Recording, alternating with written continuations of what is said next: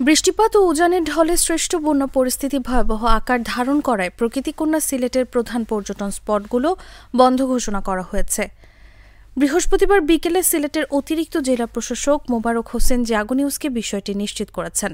তিনি বলেন, নদ নদীর পানি বেড়ে যাওয়ায় ও বিভিন্ন এলাকা পানিতে তলিয়ে সাদা পাথর, জাফলং, বিছানাকান্দি সহ অন্যতম পর্যটন স্পটগুলো খুবই ঝুঁকিপূর্ণ অবস্থায় রয়েছে। এ অবস্থায় পর্যটন স্পটগুলোতে যাওয়ার পরিবেশ নেই, যে কারণে সিলেটের প্রধান পর্যটন স্পট বন্ধ ঘোষণা করা হয়েছে। তবে কোথাও কোনো পর্যটক আটকা পড়েনি বলে জানান তিনি। গত কয়েকদিনের বৃষ্টিপাত ও উজান থেকে নেমে আসা ঢলের পানিতে তলিয়ে গেছে সিলেটের জৈন্তাপুর, গোয়াইনঘাট ও কোম্পানিগঞ্জের বিভিন্ন এলাকা। সুরমা কুশিয়ারার পানি বৃদ্ধি অব্যাহত থাকায় বুধবার থেকে কানাইঘাট ও জকিগঞ্জ উপজেলার নিম্নাঞ্চল প্লাবিত হতে শুরু করে।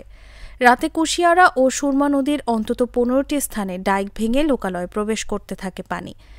ওই পানিতে জকিগঞ্জের অর্ধশত গ্রাম প্লাবিত হয়েছে। একইভাবে কানাইঘাট উপজেলায় বৃহস্পতিবার সকাল থেকে নতুন করে বিভিন্ন এলাকা প্লাবিত হতে শুরু করেছে।